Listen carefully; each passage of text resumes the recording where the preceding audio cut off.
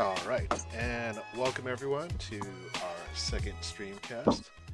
As always, because it's only the second one, I've got Zeb and Vetamur joining me. And how's it going, fellas? Good afternoon, evening thing. Good afternoon from here. Yeah, The bus season started. we're just gonna go with Tokyo time. We'll just say good afternoon. Good afternoon. We'll all be on Tokyo time. Yeah, so welcome back everyone to all the people that are listening. Thank you for joining us. To the people that are going to listen to us later on, thank you for taking some time to listen to us rant. It's officially football season, guys. Yeah, it is. Thank the gods. Yeah, so did you guys catch a lot of the opener today with the Broncos and the Panthers? I watched about half. Just the good parts, like where the Carolina Panthers lose. At least this was a much more competitive game than the Super Bowl. The score didn't indicate it, but really, like that Super Bowl game was pretty much a one-way street. This one was a much more competitive game. I thought it was more interesting anyway. I mean, yeah, there was a lot more to see that was worthwhile seeing for me anyway. Yeah. Well, Sure. that's good to hear. I didn't see much of it. I was on a train and I have T-Mobile, so there was very little streaming going on. Yeah. Cam didn't look like an MVP. That's all you need to know. Yeah, I mean, I will have to say, I don't know if any of you saw it, but he came out in a press conference. He was much more composed. He still said the same things, but he said it more like a professional, and he wasn't a sourpuss. He wasn't, he didn't have a pouty face. And I know for a lot of people, that's gonna make them happier and make Cam Newton more approachable as an athlete. Um, but I think that's also really hard to do if you have someone who is that competitive, that on fire. They can't expect to like simmer that down. I don't think you'd see that from a lot of people. You see that on the I, Seahawks. I disagree. I think you see it from a lot of people. I mean, it's called being an adult. We all get disappointed, right? I mean, I've had to like face my clients the day after a massive disaster, and I still can't be a sourpuss in front of them. I have to treat it as a professional, and that's I think where we like it. It's not always what you say; it's often how you say it. People don't like that; they think it's shallow, but that's just part of being an adult in the adult world. For sure. And if you're getting that much money, especially, and I think he knows that. That's why I think he spent the entire offseason. His prep was like, social graces. Yeah. Like I said, he came around today, and like obviously, at the time he was defiant. He had the bad attitude. Then the next day, he kind of doubled down on it. But then why the change today? He obviously spent a lot of the offseason with PR people, like working on the image. Yeah. Yeah. All right. Well, this is a Seahawks fan table, so we're gonna talk about the Seahawks. We're gonna let Cam Newton slide.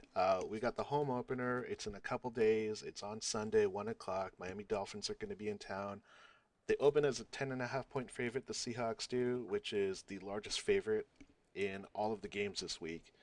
Um, Obviously, I'm sure we all like our chances, but we're gonna talk a little bit about predictions later on. But what I want to open up with is 53-man roster is set. Obviously, there's some big things that people are pretty upset about.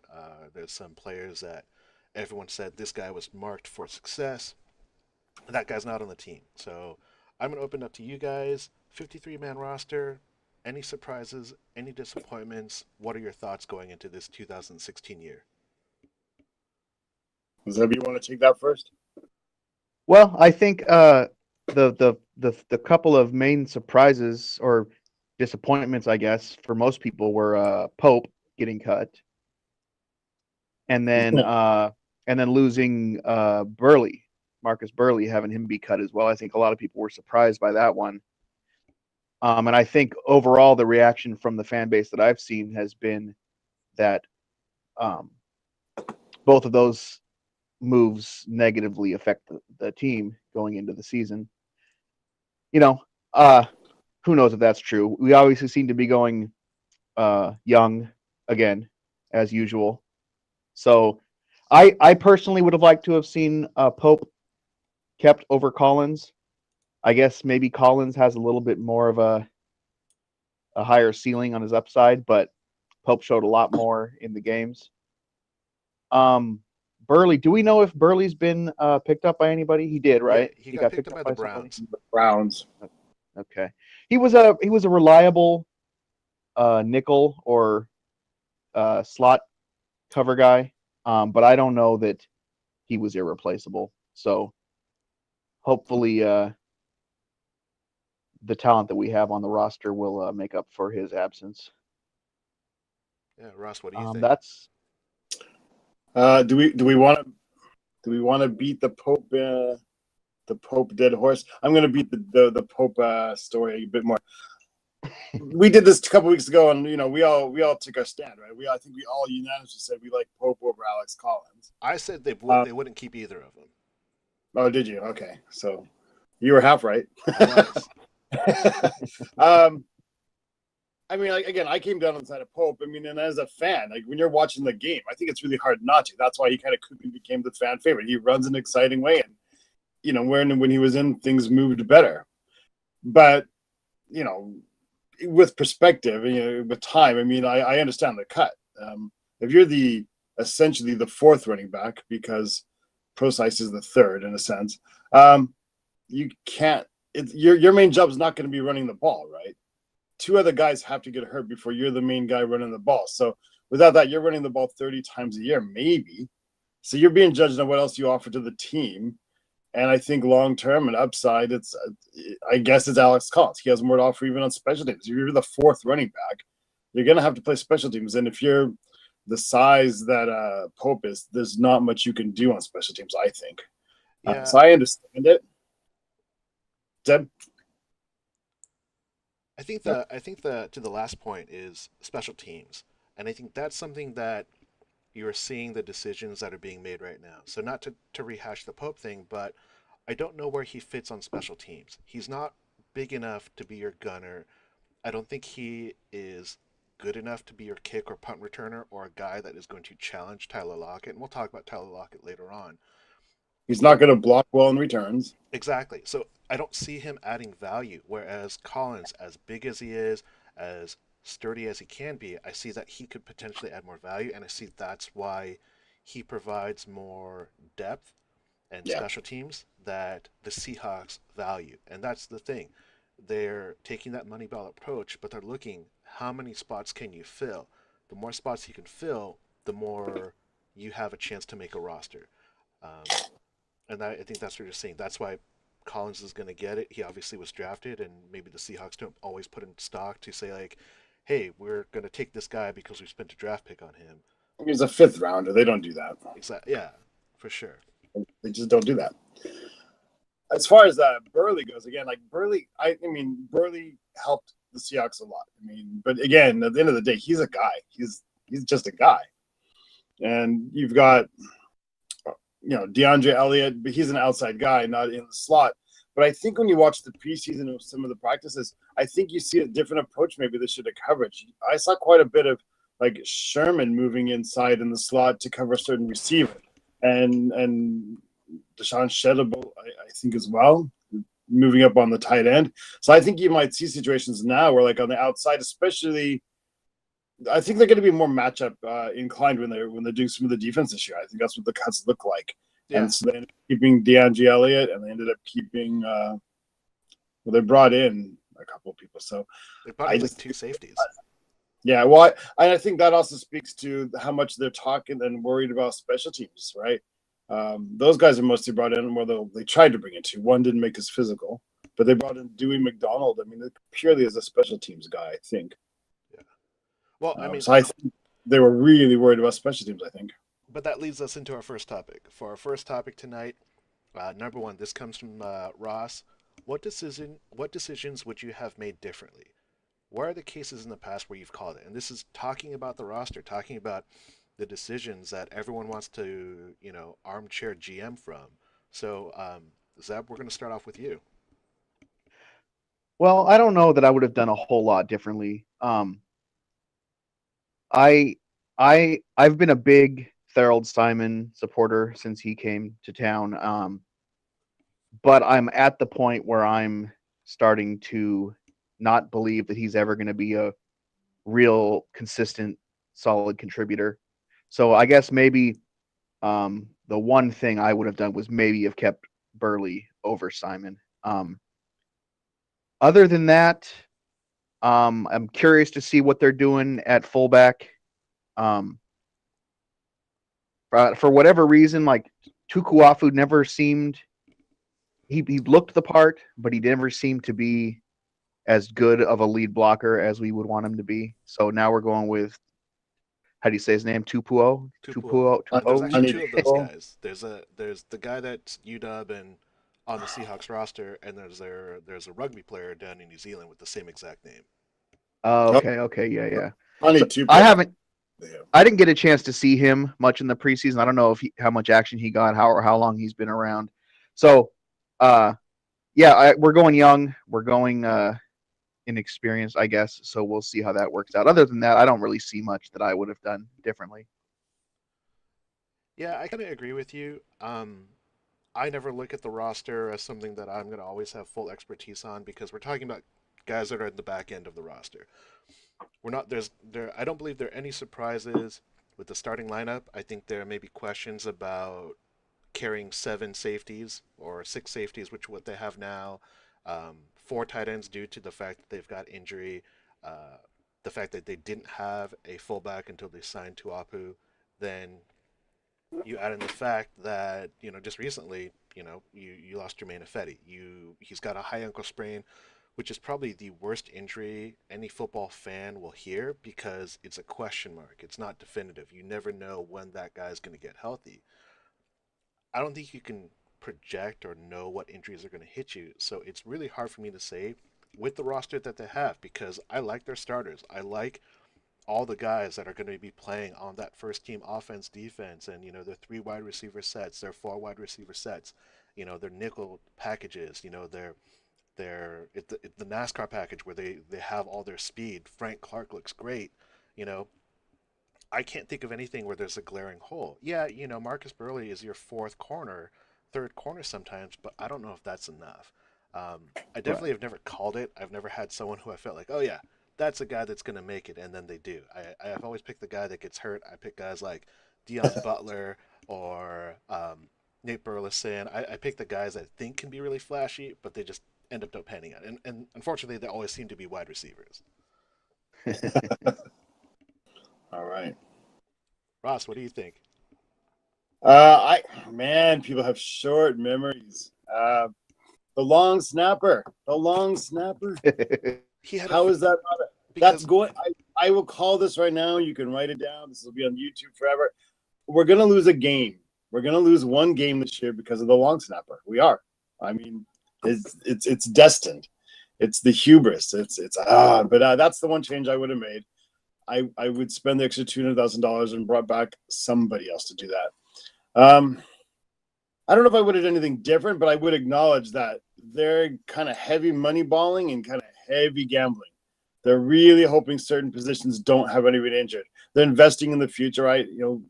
Pete Carroll loves to play the young guys, and that's usually worked out. But if we lose Russell Wilson, God forbid, knock on wood, whatever, for more than a game at some point, we're in trouble. Boykin's not ready. I would rather actually prefer BJ Daniels. What he showed me in the last preseason game last year was exactly what I'd kind of hope if we had to have somebody start in place of Wilson for a couple of days would do, like run in and run that read option and just have enough passing ability to keep defensive honest. But run the defense, run the offense rather how we want it. Other than that, yeah, I like the roster. Tani Tupo is basically a Tukuafu clone. I love Tukuafu. I love the name. I love the interview. But it's kind of Moneyball. You bring in the exact same guy, 284 pounds from the same area, just a younger version, right? So and he that's actually he was plays both tackle. sides too. Yeah. yeah, exactly. They both play defensive tackle if they have to. They also they're flexible. Really, it's the same guy. He's just 6 years younger. So I'm pretty happy.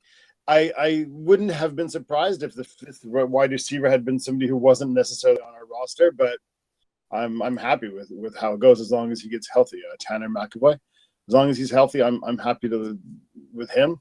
Other than that, I don't think there's much else to say. I think the Pope thing's been beat to death. That's where we're at.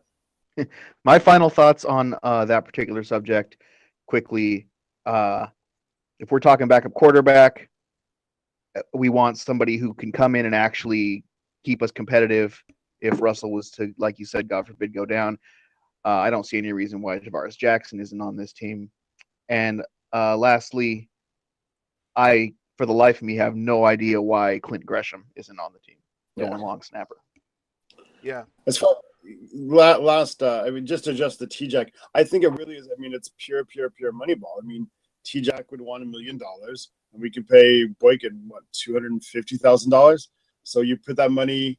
Basically, if your backup quarterback's going to have to play a long amount of time, you know you're going to lose anyway. You're not going to be in the playoffs. So you may as well put that money. I think you may as well put that money into a starter because we're very, very top heavy, right? All that defense, all those defensive guys have got paid. Chris has got paid. Baldwin's got paid. Wilson got paid big time. So there's just not a lot of money left. I mean, they almost have to do money ball now anyway. We're 15 Totally. rookies.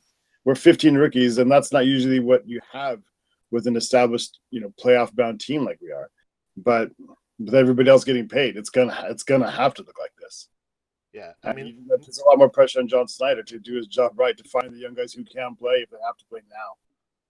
yeah, I agree with you completely because at this point your roster is top heavy in regards to the money you're paying to your defensive and offensive starters. You're going cheap on the offensive line. You're going cheap in your backups. You're going cheap with your backup quarterback, and that is purely because all your money is tied up. You can only afford so many of your stars, and I think Seattle's very lucky that they have yet to lose someone that you would consider a core guy. Um, you definitely lost a couple of guys on the offensive line. The fact you don't have any starters from the 2013 team that won you a Super Bowl, they're not on this team anymore. All those guys have gotten money somewhere else. You have Golden Tate that got a monster contract with Detroit, but you haven't seen someone that says, "Oh yes, this is a Seattle Seahawks core guy, and Seahawks lost him." You haven't seen that yet, but it's because they're willing to go super cheap with their backups. They're willing to go super cheap with the long snapper. They're willing to go super cheap with that backup quarterback position. Um, and this is something that I think that they have to do because they love their core, and I love their core. And I think that they're continuing to make the tough but correct decisions. I agree there. Agreed. Cool. All right. Well, we got topic number two. Topic number two is a fun topic. It goes, how much gas does Cam have left in the tank? If his skills are on the decline, how much leniency do you give him? I believe this is Zeb's topic, so I'll let Ross go first, and then I'll pick up, and then we'll go Zeb. Um, I don't see the decline as much as most people saw. I mean, like last year for me was really, really, really hard to, how can I say, grade or judge the secondary or the defense as a whole. There was so many weird things that happened. It was hard to see where everything would normally fit together. Beginning of the year, obviously Cam had the holdout, and then there was the Kerry Williams debacle and things like that. And I just don't think things ever got back on track. So last year we didn't see as many big hits from Cam, and we didn't see the big plays, but we didn't see that from the defense as a whole. The interceptions were really far down. The big plays were down. The strips were down. Forced fumbles were down.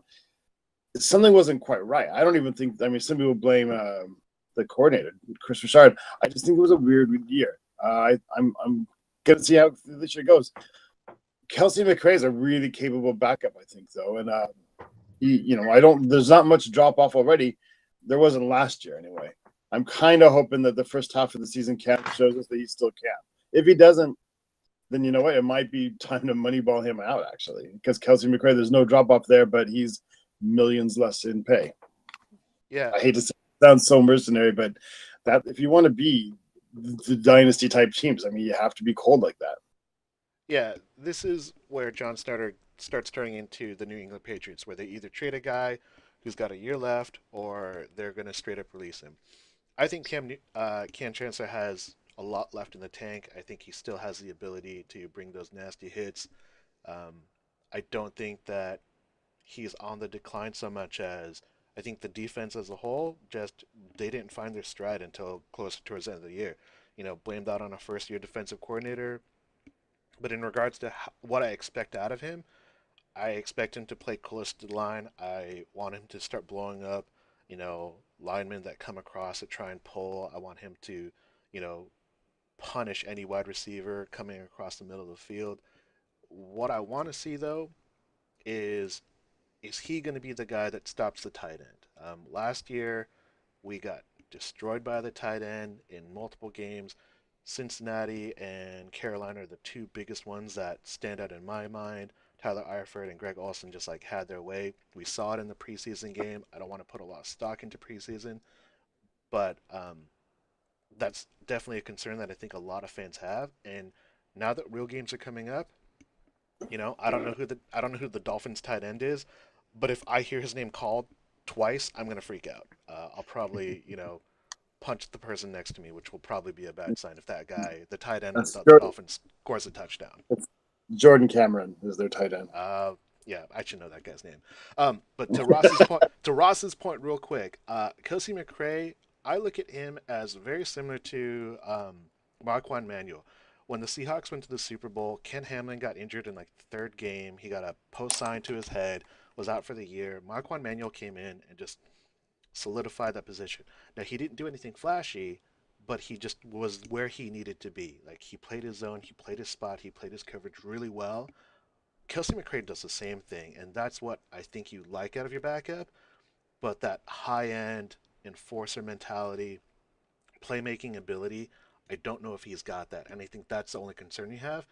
Maybe the How drop about off's not steep, but I think that how about Tyvis? if he can cover the tight end, then maybe that's a plus, and that's something you're willing to concede, and that's a sign that maybe Cam does give up a little bit. Zeb, what do you think? Well, I don't personally believe that Cam has lost a step at all. I think physically and mentally he's the same player that he's been for us over the past, 3 or 4 seasons, and that is probably the most dominant strong safety in the game.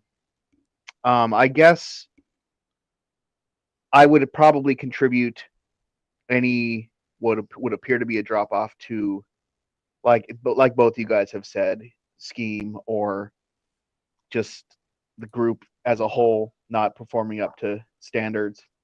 Um, the main thing that I wanted to talk about when it comes to this issue is that if and when Cam does show a drop off, the leniency, when do we start calling for him to be replaced? We can't. There is no leniency, is there? Can you anymore? Again, I hate to be that guy, that callous jerk guy, but I don't want to.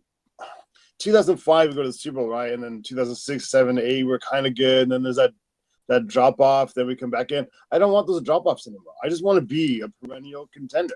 And that means we have to be a little bit dry and a little bit, whatever with the players. I guess I'm willing to do that. I think. Yeah, I mean, I guess the logical answer is that when we have somebody that we believe can replace him and do better, then that's when you pull the trigger, right? Obviously, is it Kelsey McRae? I think it's Tyvis Powell potentially, maybe next year. Yeah. Okay. I don't know if it's this year, but I think it could be that Lawyer Malloy to Cam Chancellor transition. Like Tyvis Powell is also 6'3". He's not as built, obviously, but he's also physically intimidating. He's 6'3", he's 211. I mean, he's a big guy out back there. Yeah, he laid the wood on that special teams play in like game 1.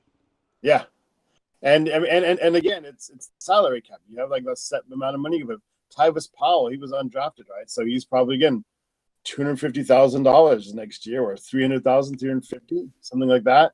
What's Cam Chancellor next year? He's still here's the 6'7". Yeah. Here's a question. I'm looking at the roster right now. This surprised me. Do you guys now know how old Cam Chancellor is and what year he is in the league now? He is in his, I want to say 6th year, and this is his 7th year. 7th year. 7th year. Yeah. 28 years old now. He came at the same time as Earl Thomas and Russell Okung. Yeah. Okay. He I That's mean, he came in, like when you think about Jimmy Graham, like how long Jimmy Graham's been around, they came in the league at the same year. Yeah, That seems weird to me. yeah, It's just that was his yeah, first class. Earl it's Thomas, Roger crazy. Okung.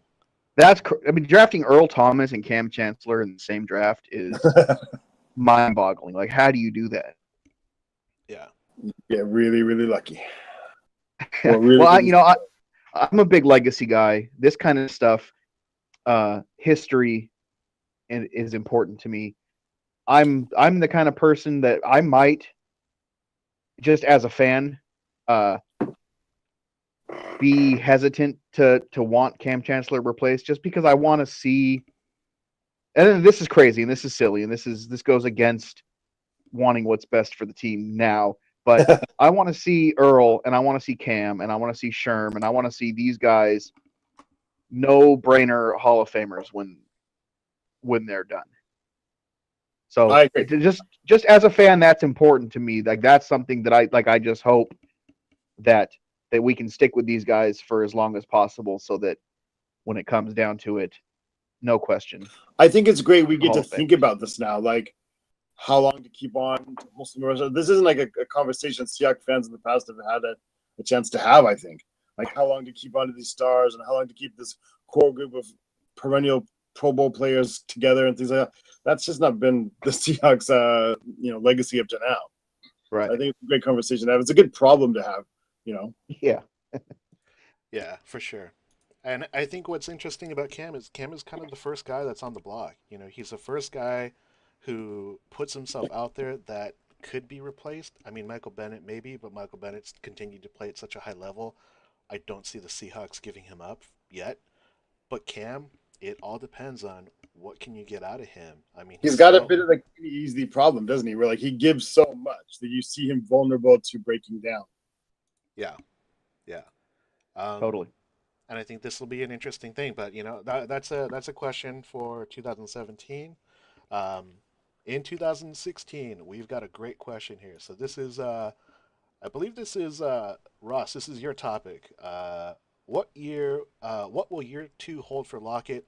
Should he still be the kick returner? Sophomore slump? Will he elevate his game? Is this your topic? Maybe. Maybe. All right. Well, we'll let Zeb go. We'll let Zeb go. I'll jump in, and then we'll let you finish this off.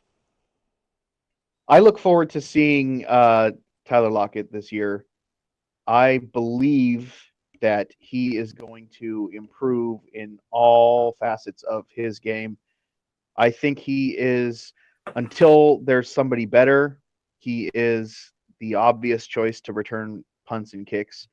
Um, and I think that he is going to excel at wide receiver.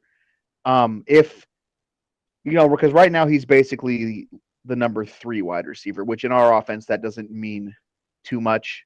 Right. There's not a big drop off from 1 to 2 to 3 as far as targets go and playing time. But if if for some reason he was to climb that chart and become more important in the offense, okay, maybe you limit his returns at that point. But as it stands right now, I want to see that guy with the ball in his hands as often as possible. And so for me, all in on kicks and punts and any other way you can get the ball to him. Yeah. So Tyler Lockett, Antonio Brown Jr. He projects so much and so similar to what Antonio Brown did. They're not the same player. I'm not saying that he is going to definitely like put up the 1,800 yards that Antonio Brown does because that's just not our offense.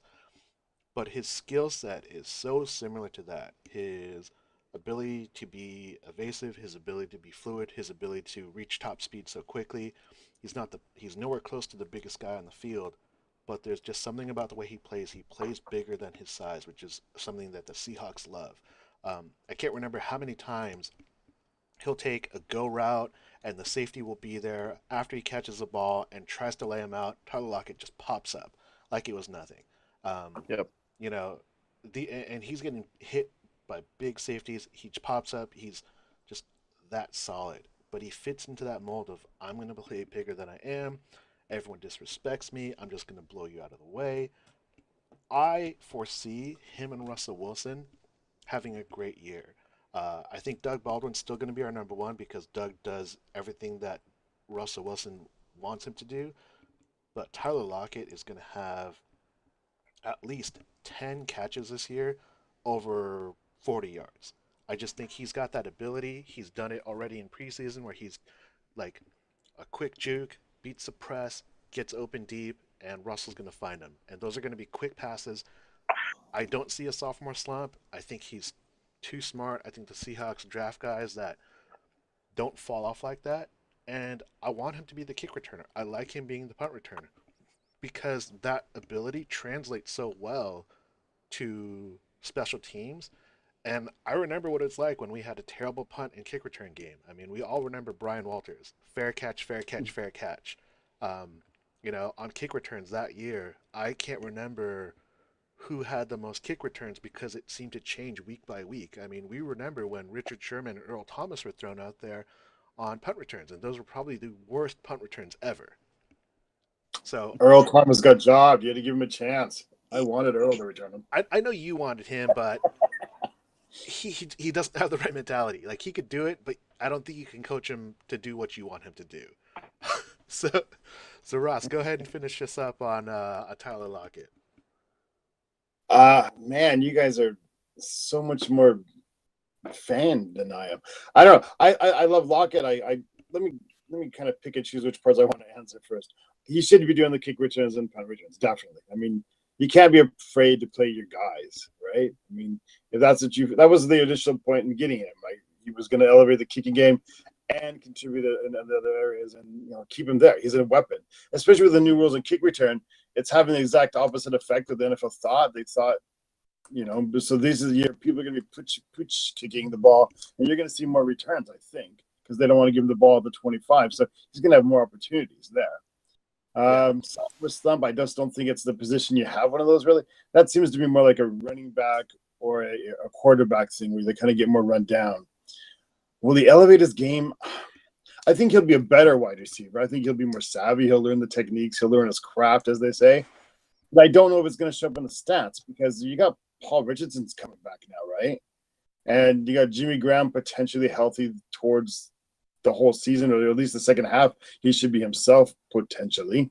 There's a lot of talent there to throw the ball around to, and I just don't know if you can throw the ball to everybody. Yeah, I mean, the fact that Doug Baldwin last year had the yardage and touchdown production he had, I think was a surprise to everyone who wasn't maybe a Seahawk player. Not that anyone doubted his ability, but that's just not their offense. And the first year that they definitely 14 don't have touchdowns to one. Yeah, I mean he was tied for the league lead. I mean that's insane to think about. 14 touchdowns is insane. Yeah. I mean, like Zeb said, we throw the ball around. It doesn't really matter if you're the number one or the number two or the number three. It's like game by game by game. It wouldn't surprise me if it's this year that's Cursor has 12 touchdowns, for example. Would that shock anybody? I mean, maybe the highest I think he's had is 5 or 6, which I I think he's is at insane 6. because I swear all he does is catch touchdowns. Maybe I'm just thinking about NFC Championship games, but Well, yeah. I mean, playoff touchdowns are not included in that total, obviously. yeah. I mean, or like if Paul Richardson ended up with 8 touchdowns this year, would you be shocked? I wouldn't. I mean, like somebody's going to catch them, but just because Baldwin caught him last year doesn't necessarily mean he's going to catch him this year. True. Is that final thoughts? Yeah, absolutely. I pretty much agree with most of everything you guys said. For whatever reason, I see Tyler Lockett as the more complete, more long-term player than Jermaine and Paul Richardson going forward from this point. I do believe that at some point within the next season or two, Tyler is going to be starting at wide receiver. He's going to be the number one. Well, maybe 1 or 2. I mean, whatever. It doesn't really matter. Somewhere he's going to be one of Russell's go-to guys for sure. Yeah, for sure. All right. Well, that brings us to topic 4. Topic 4. Where does Doug Baldwin rank among the best wide receivers in Seahawks history? Zeb, I think this is your topic, so I'll go first. We'll go Ross, and then we'll go you. Right now, because I know my Seahawks history only goes about 20 plus years, my favorite wide receiver of Seahawk lore, who I was able actually to watch, was Daryl Jackson. I love D-Jack. I think Doug Baldwin is not to D-Jack's level yet. I think maybe as a cult hero, as someone who has had big games, he has surpassed. He has definitely more big catches than Daryl Jackson has. But if you look at his stat sheets, I don't think you can say he's quote unquote a better wide receiver in Seahawks history. He has maybe bigger plays. He's been greater to the success that they've seen. I don't think that puts him as the best. I mean, obviously Steve Largent by far and away is number one.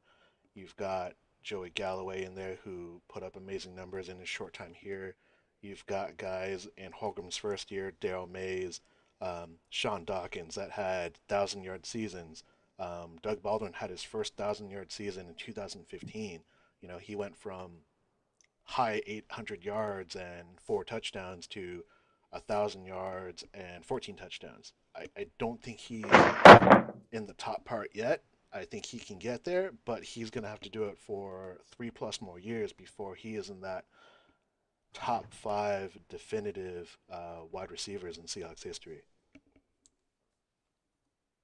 Yeah. Ross, what do you think? It's a hard question for me. It's a surprisingly hard question for me. I don't know how to evaluate Doug Baldwin. Before Tate when Tate left, Golden Tate left, I thought they got rid of the wrong guy. I was like, let Doug Baldwin go. Let's keep Tate. The stats at the time were pretty similar, and they seemed almost the same people except different temperament. I don't know. I put him in the in pantheon, but I just don't know where to place him. He's obviously not a Steve Largent. I don't think you base him purely on his stats, though. I mean, and he's an interesting guy. I like to listen to him talk. I think he's a lot to say. I think he's a really, really well-spoken, intelligent person. So I think he adds a lot that you don't see on the field. It's just hard for me to place. He's not a D-Jack type, but I think he's more valuable overall. Again, the stats don't add up. He's in this will be a 6th year, and he's only had a 1,000-yard season, but I just think his importance goes beyond that now at this point. I like the dynamic he has with Russell Wilson. I get the feeling that they don't like each other as people, but I think they really respect each other as teammates. It's just a really, really odd thing for me. I don't know how to evaluate him. He's a really, really important guy, but I don't know. That's too early, I think, maybe for me to place where he's at. Really quickly to your point, where you don't think that Russell Wilson and Doug Baldwin like each other, I totally would buy that because Pete Carroll and John Schneider have built this crazy team of these different personalities, and they still play really, really hard for each other. Oh yeah, definitely. And I think a couple times, like where we've seen this, where they weren't performing to their ability, I think maybe that was where some of that conflict was coming out at different times. But I think now, like, that's all in the past. Yeah. Zeb, where do you rank him? Well, to me, he's the second best receiver that we've had on this team. At least going back to as far as I remember. So I guess Sam McCollum and some other guys that were, Daryl Turn, I don't remember very well. I can't really compare him to those guys. But if you go down from Steve Largent, who is obviously, there's not even a reason to discuss him in this particular topic. He's one. The next guy in receptions, yards, touchdowns is Brian Blades. I don't think there's anybody that I've talked to that's rational that would take Brian Blades as a wide receiver over Doug Baldwin. Maybe I'm wrong. Maybe I remember Blades differently, but he always seemed a little bit soft and never lived up to being as good as we wanted or needed him to be, as Largent's basically his replacement. And then I look at guys like Daryl Jackson and Bobby Ingram, who I think maybe benefited from the system that we ran a little bit. Both great, not great, I don't like to use that word, but very good wide receivers for Haas under Holmgren. Daryl Jackson maybe a little bit more of the playmaker, and Bobby more of the Mr. Reliable, move the chains, although he did shine on punt returns. Um, and then the other guy who is really in the discussion is Joey Galloway. And I believe that Joey Galloway, career wise, is maybe a better wide receiver than people give him credit for because just the way his career went. I don't. It seemed like he didn't really get his head on straight till he moved around a little bit, got hurt, and then all of a sudden in Tampa, now he's kind of the player that everybody wanted him to be, except for his body isn't was he's old now. He's not as fast. He's not as quick, and he's so if he basically if Joey Galloway had his Tampa Bay Buccaneers head on his Seattle Seahawks body, we'd probably be talking about Antonio Brown level talent. Yeah. So to me, Doug Baldwin, I know I'm rambling here a little bit, but I'm kind of passionate about this one. Doug Baldwin is likely this season to eclipse Joey Galloway in reception, for sure in receptions, unless something terrible happens. Likely in yards as well, career yards, and possibly touchdowns if he has another halfway decent season. So just statistically speaking, to me, that puts him up there at least in the top 3, and I think he's just a better player than Brian Blades was. So, my opinion, he's number 2 all time on this team. I think this is a really interesting question because a lot of the way that most people are going to think about their answer to this is not going to be about stats purely. It's going to be about what he does, how he progresses, how he grows. I would never bet against Doug Baldwin. There's a Richard Sherman, he wrote on the Players Tribune article today about recruiting Doug Baldwin to the Seahawks, a guy that was not selected, a guy who potentially was had some bad comments by his head coach at the time, Jim Harbaugh, speak out against him, and he overcame that. He turned that into 2 big deals. He turned that into a guy that was able to poop out a football in the Super Bowl, and just for all the people that hated him. I would never bet against Doug Baldwin. I think he has that ability. He's not going to get to Largent level, but I think he could be easily an all-time great wide receiver for the Seahawks. I mean, he's getting there. Winning a Super Bowl is going to put you in that conversation, but he could easily be number 2 all-time if he can do what he thinks he can do and what the offense wants him to do. Ross, final thoughts on this? Yeah. Like I said, he's hard for me to evaluate, but I do want to say this. I think he's one of the people on this team. I think Pete Carroll's really good at evaluating human beings, not just football players. And he's gathered together a group of people who transcend football. I don't think Baldwin's best moments of his life, or the most important thing he's going to do, is going to end up being on the football field. I think when he's done with football, he's going to be somebody we still hear about. Like you heard about Largent for a while, even. I think he and Sherman, probably Russell Wilson as well, there's just something about them. Like you said, you never bet against him, but not just on the football field. I just think in life, Doug Baldwin is something special, and I think we should appreciate that. And for me, like I said, I don't know how to evaluate him as far as his receivers. Like Brian Blades had a great career, and Galloway was great. I don't know where he matches up against that. I know he maximizes his talent, and that's why I really admire his character.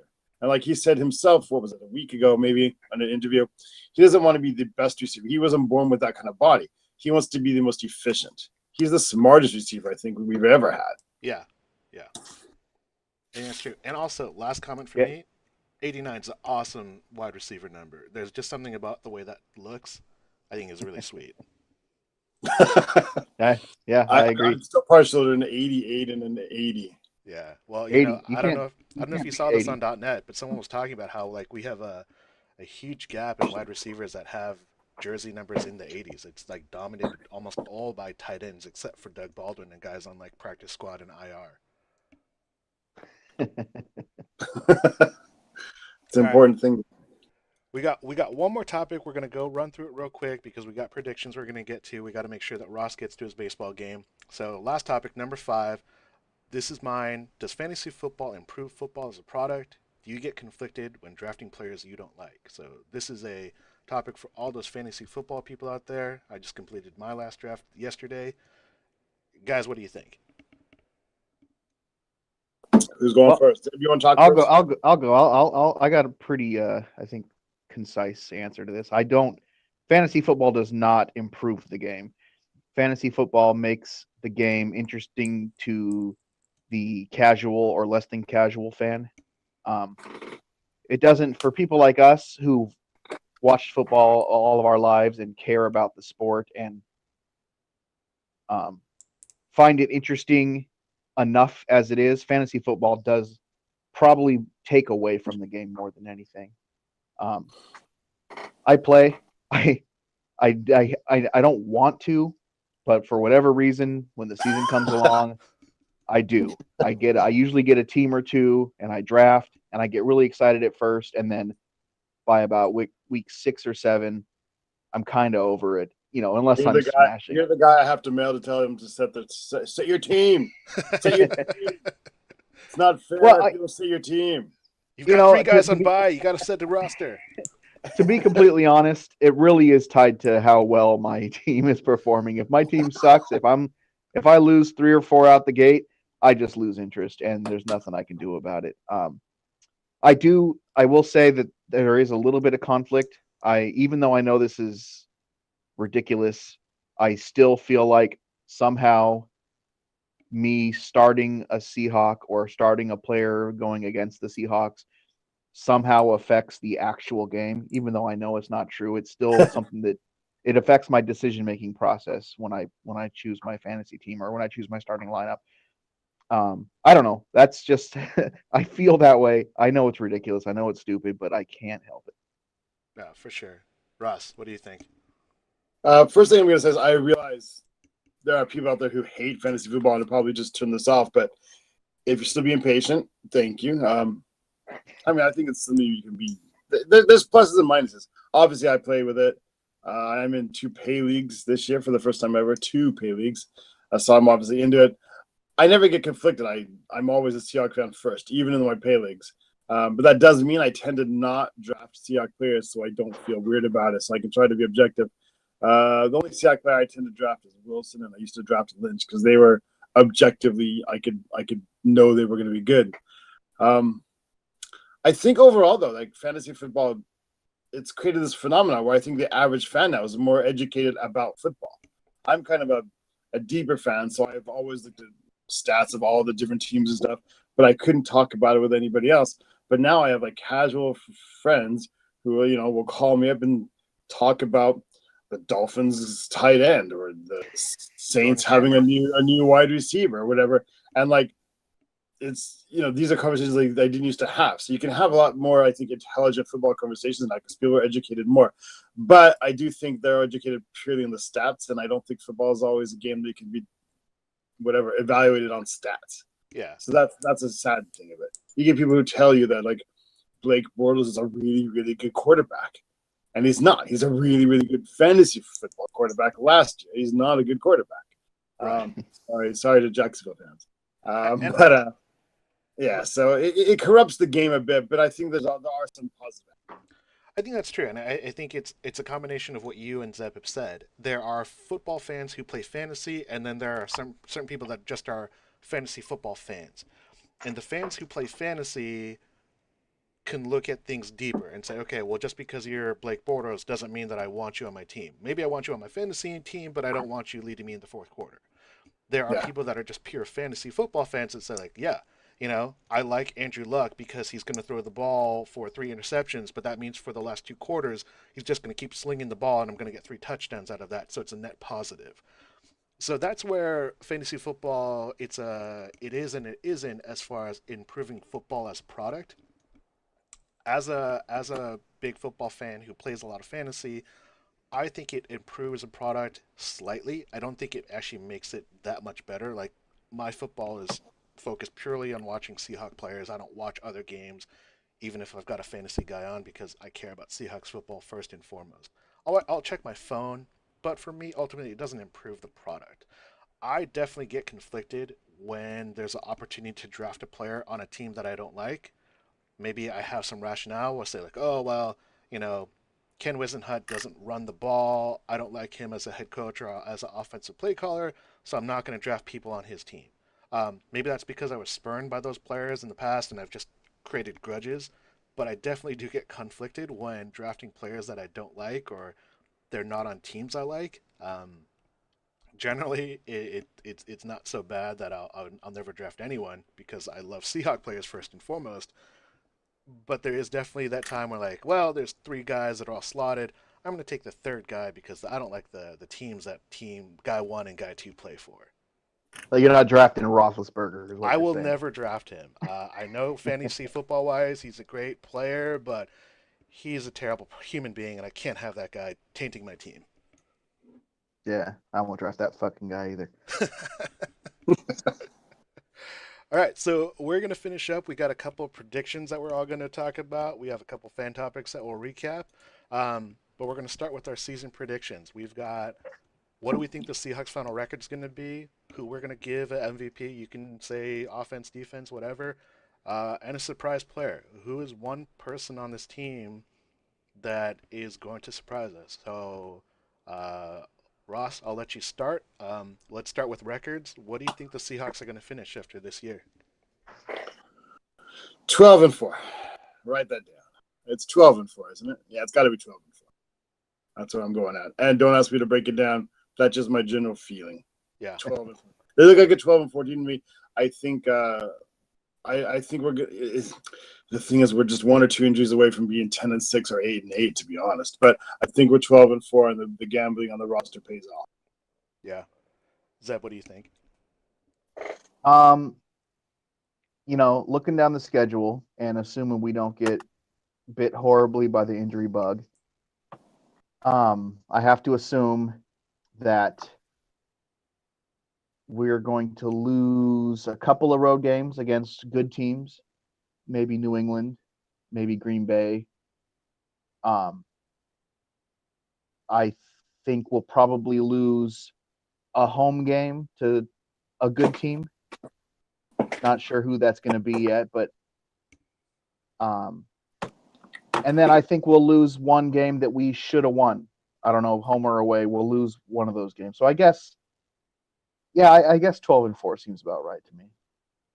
Yeah, I think a lot of people are probably going to predict that.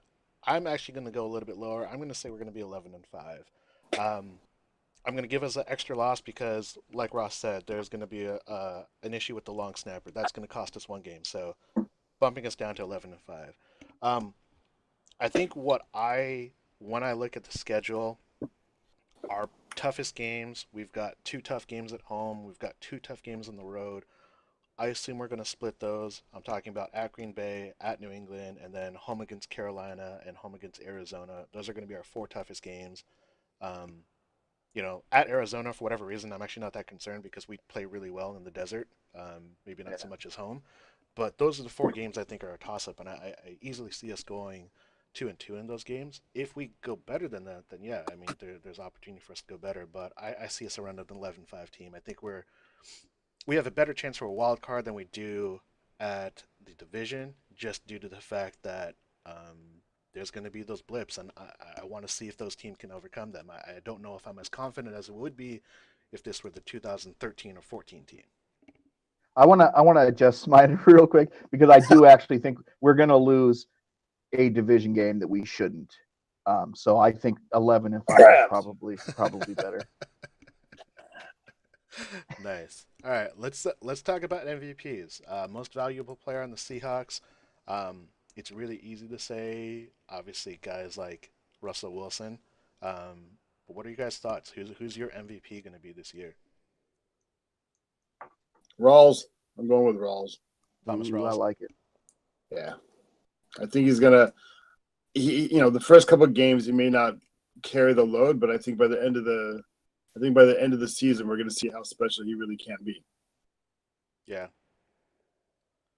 Zeb, what do you think? Who's your MVP? I want to pick an outlier. I want to pick a dark horse, but I think Russell's going to go balls to the wall this season. I expect him to put up franchise numbers. I can't see anybody but him being the MVP.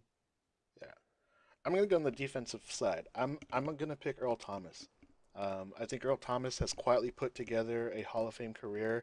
Maybe not in the eyes of everyone, but this is a guy that has pretty much been an All-Pro and a Pro Bowler every year for the past 7 years. I know he hasn't made it every 7 years, but he's a guy that consistently does so many things. And there's an interview that went out today talking about how he knows that he's not going to get all the recognition from the media of all the things that he does.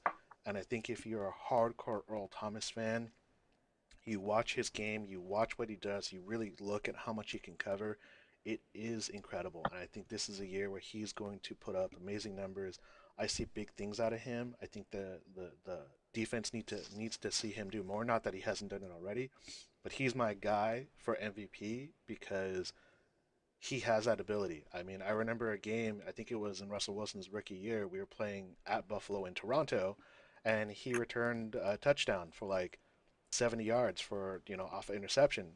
Half because people didn't know that the play was still live, but he just like ran cross country across that field and he took it to the house. He's my MVP this year. I like it. Yeah. All right, That so would If be good. it's Rawls or Thomas, I'll be happy because to me that means that those guys played outstanding on a group that's already so good. So that yeah, to me that's all nothing but positive. yeah. All right, so our last prediction, we've got a surprise player. So um, I'm gonna start first, and then you guys can fight it out whoever goes next. So my surprise player of the year, I'm gonna go with Paul Richardson. He's been a guy that I expected huge things out of. I really liked what he could do in his rookie year. He got injured. I liked him returning kicks. I like his go route. I really like the fact that it looks like he's still got his speed. I'm definitely concerned about his durability, but he's my surprise player. Yeah, he's the fourth guy on the depth chart, but we know Seahawks don't really pay attention to the depth chart. He's going to be a guy if they line him up against Tyler Lockett and they have one guy just going straight up the field and then Tyler Lockett kind of attacking the middle. I see Paul Richardson really being a guy that can get that big gain. I think he could be like that lightning in a bottle type of guy if they need a big play to hit someone by surprise. So Paul Richardson, number 10. Zeb? Ross, you want to go next? Okay, I'll take it. I wanted to go last because I think mine's the biggest of the surprises. It's a DeAndre Elliott. First day of training camp, didn't even know who he was. He was wearing jersey number 1, and he wasn't the only guy with the jersey number 1. There was a guy with the number 1 as well. So that usually means like your camp fodder. But I think by the end of the season, DeAndre Elliott's is going to be the right side cornerback. I really think he's going to come on. He's going to be what we thought Thurl Simon was going to be. Yeah, I mean he's a surprise. He's a surprise in the fact that he made the roster. Yep, and I think that's a lot. I think he's making strides quickly. I think he's like learning techniques he never learned in college. And I think literally by midseason he could be starting. By the end of the season, he's gonna be like the new Richard Sherman. I think where like Richard Sherman got his opportunity because somebody was hurt, and just never ceded the position back. I think it's going to be like that. All right, Zeb, finish us off. Well, I like both your guys' picks. I think they're intriguing players, and I think they have the talent to do good things.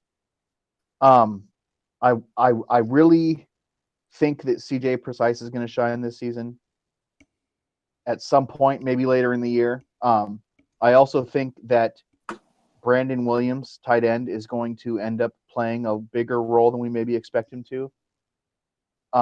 Fair. But I'm going to go way out on a limb here and say that I think some point in the latter half of the season, assuming he hasn't already been signed to somebody else, we're going to bring back Kenny Lawler, and he's going to ball out for us. He's on the practice squad. Yeah. Okay. Perfect. Yeah. Week Sexy 15. choice. Wait for week 15. Watch Kenny Lawler. He's going to be that Chris Matthews late season push, get a huge grab in the NFC Championship game, getting an onside kick, and then in the Super Bowl going off for like 140 yards and a touchdown, right? Exactly. That's what I'm looking at. I like that. All right, so thank you for your predictions, everyone. That's on record. We're gonna post that, and everyone will be able to judge us. We actually covered a lot of the questions that a couple of people on .net and our Facebook page have asked. Austin Slater asked, what's a fan overreaction to Pope being cut? We kind of covered that already. So Austin, thank you for that. Anthony Constantinetti wanted to know, should Lockett be the return guy? We all kind of think that, yeah, he still should be. And then assessing the NFC West. So this is something we haven't talked about. I personally don't know if we're going to win the division. Not that I think Arizona is that much better than us, but I think we've kind of been unlucky. What do you guys think we're going to do in the NFC? I think it's hard. 49ers are not as bad as we thought they were going to be. No, they're going to be terrible. I don't know. They don't look as bad. I mean, they're not going to be awesome, but they don't look as bad as they should be so far to me. I think they're going to flirt with like 500 ball. I don't. The Cardinals and the Seahawks obviously are both like top 5 teams to me in the NFL. So it's impossible to predict who's going to win. It's going to come down to who has injuries or which way does the ball bounce on a special teams player. It's going to be really close. One of them's going to be a team. One of them's going to win. So I just, I'm going to cop out on an answer. I just don't have one. I have to pick us to win the division. I don't think that the 49ers or the Rams are really going to challenge anything. I'm not saying they can't beat us once. They might slip one in and get a victory on us, but over the course of the season, they don't really have much of a shot. The Cardinals, I suppose, do. I don't have much faith in Carson Palmer getting through this season healthy. At some point, he's going to go down. And when he does, they're a mediocre team without him. So I see us winning the division by 2 games. I think that's very likely. I would take that. Yeah, I'll take it for sure. Now, that's the end of our roundtable, guys. Thank you so much. Want to give a couple shout-outs. Thank you to Dustin Brown for providing us with some music this week. He's on SoundCloud. You'll see on the page. I want to thank Triple B Podcast. They gave us a little shout-out in their last podcast, so if you haven't caught it, check it out. Real hilarious. Obviously, Zeb's a big part of that. Guys, shout-outs to anyone in particular you want to reach out to? No. Thanks for putting it together again, Sam. Yeah. We're going to try and make this more regular. Obviously, we know 1 p.m. or 11 p.m. is tough for people to make live, but you'll catch us online. Thank you for tuning in.